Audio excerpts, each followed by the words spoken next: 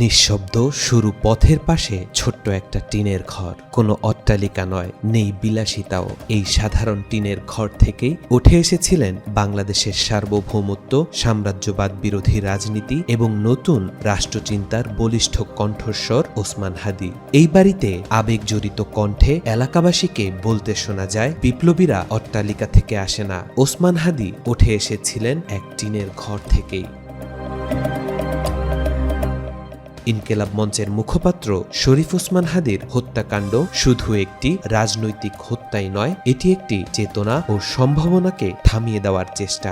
হাদির মৃত্যু সংবাদ ছড়িয়ে পড়ার পরপরই নলছিটির খাসমহল এলাকায় বৃহস্পতিবার রাত থেকেই তার বাড়িতে ছুটে আসছেন আত্মীয় স্বজন, প্রতিবেশী, সহপাঠী ও শুভানুধায়ীরা। কান্না, আহাজারি আর নিস্তব্ধতায় পুরো এলাকা হয়ে ওঠে ভারী। অনেকেই বাকরুদ্ধ, কেউ কেউ আবার ক্ষোভে ফেটে পড়েন। ওসমান হাদির টিনের ঘরটি এখন কেবল একটি বসত ঘর নয়, এটি হয়ে উঠেছে একটি রাজনৈতিক ভাষ্য। এই ঘর প্রমাণ করে দেয়, রাজনীতি কেবল বিত্ত ও ক্ষমতার বিষয় নয়, বরং আদর্শ, সাহস ও আত্মত্যাগের বিষয়। এখানে বেড়ে ওঠা ওসমান হাদি আধিপত্যবাদের বিরুদ্ধে কথা বলেছে, ইনসাফের কথা বলেছে বারবার। মানুষের দাবি এখন ওসমান হাদির জীবনী পাঠ্যপুস্তকে অন্তর্ভুক্ত করতে হবে এবং তাকে রাষ্ট্রীয়ভাবে জাতীয় বীর স্বীকৃতি দিতে হবে। তাদের মতে ওসমান হাদির জীবন নতুন প্রজন্মের জন্য একটি রাজনৈতিক পাঠ। তিনি শিখিয়েছেন, বিপ্লব মানে শুধু জীবন দেওয়া নয়, বরং নিজেকে তৈরি করা, যোগ্য হওয়া এবং দীর্ঘ লড়াইয়ের জন্য প্রস্তুত থাকা।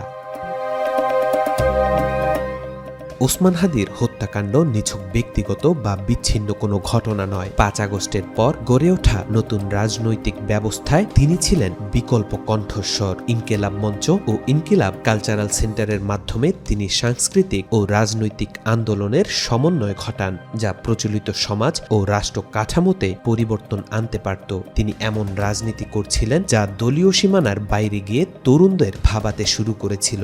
এই জায়গাটাই তাকে ঝুঁকিপূর্ণ করে তোলে। 1993 সালে ঝালকাঠি জেলার নলছিটি উপজেলায় এক সম্ভ্রান্ত মুসলিম পরিবারে জন্মগ্রহণ করেন শরীফ ওসমান হাদি। তার বাবা ছিলেন একজন মাদ্রাসার শিক্ষক। পারিবারিক আদর্শ, নৈতিক শিক্ষা ও ধর্মীয় মূল্যবোধ হাদির জীবন গঠনে গভীর প্রভাব ফেলেছিল। হাদির শিক্ষা জীবনের শুরু ঝালকাঠি এনএস কামিল মাদ্রাসায়। আলিম পাশ করে তিনি ঢাকা বিশ্ববিদ্যালয়ের 2010-11 শিক্ষাবর্ষে রাষ্ট্রবিজ্ঞান বিভাগে ভর্তি হয়ে স্নাতক ও স্নাতকোত্তর সম্পন্ন করেন। ছাত্র জীবন শেষে শিক্ষকতাকেই পেশা হিসেবে বেছে নেন হাদি। শুরুতে একটি স্বনামধন্য কোচিং সেন্টারে শিক্ষকতা করে শিক্ষার্থীদের মধ্যে ব্যাপক জনপ্রিয়তা অর্জন করেন। পরবর্তীতে একটি বেসরকারি বিশ্ববিদ্যালয়ের শিক্ষক হিসেবে যোগ দেন। এক সন্তানের জনক হাদির জীবন আবর্তিত ছিল পরিবার, শিক্ষা ও জ্ঞান চর্চাকে ঘিরে।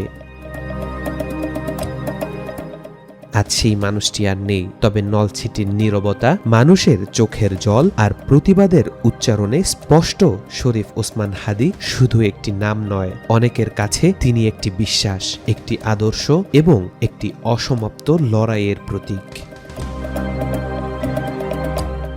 হাদির পিতার নাম মরহুম মাওলানা আব্দুল হাদি। 3 ভাইয়ের মধ্যে তিনি ছিলেন কনিষ্ঠ। বড় ভাই ডক্টর মাওলানা মুফতি আবু বক্কর সিদ্দিক বরিশাল বাঘিয়া আল-আমিন কামিল মাদ্রাসার অধ্যক্ষ এবং গুঠিয়া জামে মসজিদের খতিব। মেঝো ভাই ওমর ফারুক একজন ব্যবসায়ী। ওসমান হাদির প্রতিবাদী চেতনা হঠাৎ করে জন্ম নেয়নি। তার বাবা মরহুম মাওলানা আব্দুল হাদিও ছিলেন প্রতিবাদী মানুষ। অন্যায় ও অসত্যের সঙ্গে কখনো আপোষ করেননি। শিক্ষকতা, ধর্মীয় দায়িত্ব আর সামাজিক ভূমিকার পাশাপাশি অন্যায়ের বিরুদ্ধে কথা বলা ছিল তার স্বভাব। ছিলেন নীরব কিন্তু প্রতিবাদী। কম কথা বলতেন, কাজে বেশি দেখাতেন। সেই আদর্শই ছোটবেলা থেকে হাদির ভেতরে গেঁথে দেন তিনি।